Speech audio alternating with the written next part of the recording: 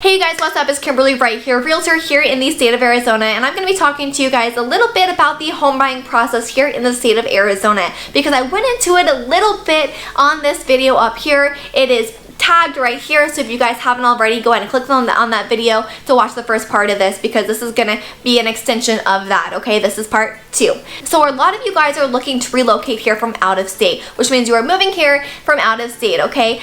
It's a scary process, right? It's a scary process. You're not really sure what to do, what the process is like. If you are moving here from out of state and you're not sure what area is best for you, what best school districts are for your family, give me a call, send me a text, send me an email. I am the one that answers this phone. I'm the one that answers your text messages and your emails all the time.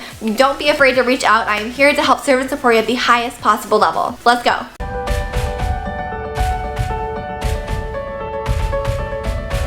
Out here in Arizona, like, look at this. This is insane.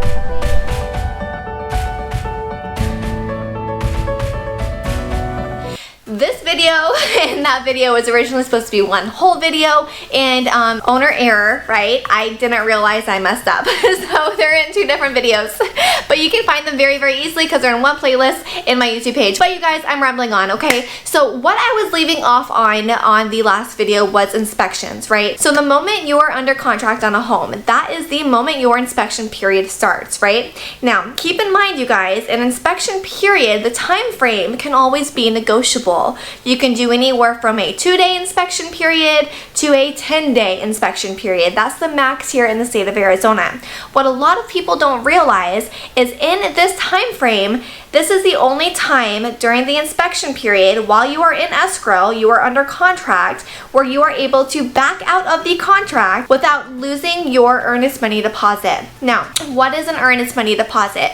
Go back to this last video. It tells you up here. It is just kind of like a good faith deposit telling the seller this is what you're going to put down. It's going to be added to your down payment at the end of for closing, and it's just pretty much saying, hey, this is how much I'm paying you right now, just to kind of keep your good faith, keep your word, right? So if you back out of the contract from day 11, right, if you're in a 10-day inspection period, you lose that earnest money deposit, okay? If you back out of the contract during that inspection period from day 1 to whatever day you said, if you only agreed with the 5-day inspection period, it's day 5. If you agreed to a 10-day inspection period, it's day 10, right? If you back out in any of this time frame, you get your earnest money deposit back, all right? Now, Kim, why would I back out of the contract if we already put an offer in on a home? This is probably what you're asking me, right? Like, why would we want to back out? That's a good question, okay? So a lot of people don't realize this, okay? When you go into the inspection period is the only period where you have a certified inspector come in and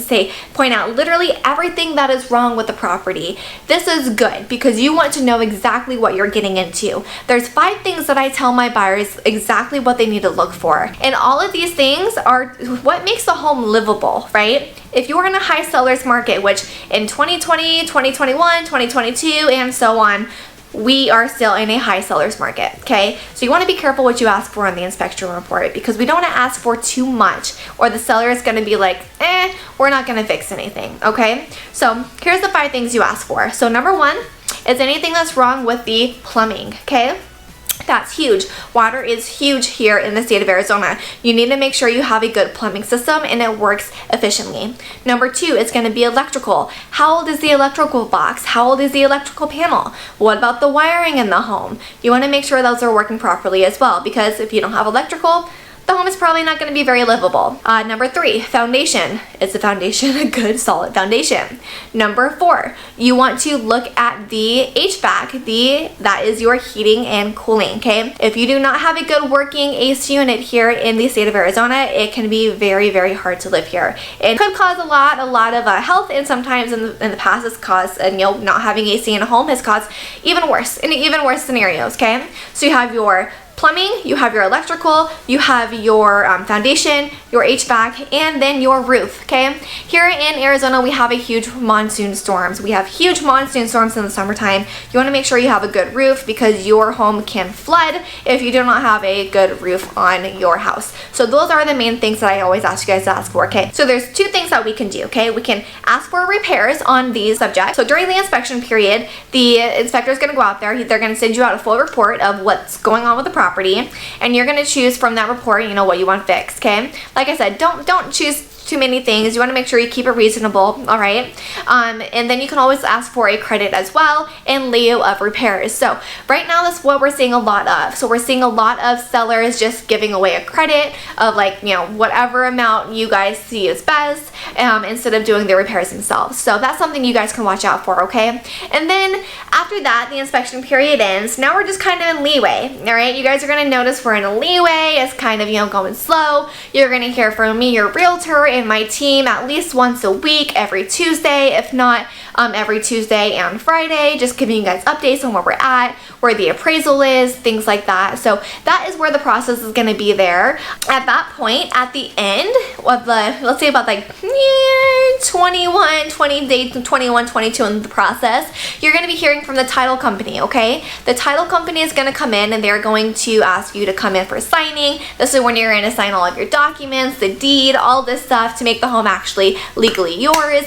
And then on the day of our closing, so this is going to be our closing day, all right? This is when we are going to send, the title company is going to make sure everything, all the T's are crossed, all the I's are dotted, everything is good to go, we have everything in order, all the documents are in. They're going to send everything to the county recorder's office, and then once we get the go ahead and the county recorder says yes, this is your new home, that is when I'm able to deliver your new keys to you at the property. If you guys are out of state and you are still moving here, no worries, I will hold on to those keys for you so that when you do move here, I'm able to deliver those to you. So no worries about that. That's going to be a great process, and that is pretty much it. So if you watch the first video up here, it pretty much says everything in the first part of what happens, right, throughout the process. And granted, you guys, there's so much more that goes into the home buying process. We didn't dive into appraisals, we didn't dive into contingencies, we didn't dive into escalation clauses, and that's okay. That's okay.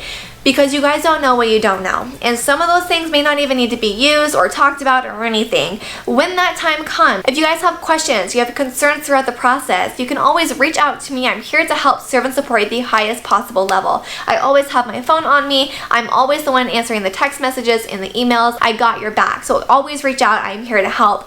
Also, you guys, if you haven't already, go ahead and click that subscribe button below. Click that little notification bell so you can get a notification every single time I upload a new video. And if you guys are looking to relocate here to the state of Arizona but not sure what areas is best for you, not sure what area you want to live in, what best school districts are for your family, give me a call. Let's set up an appointment. You book an appointment below. My appointment link is below. Comment below and reach out to me. I'm here to help you guys and help make this process a lot easier for you. Thank you guys so much for watching. If you guys have questions, comment below. Thanks guys. Take care.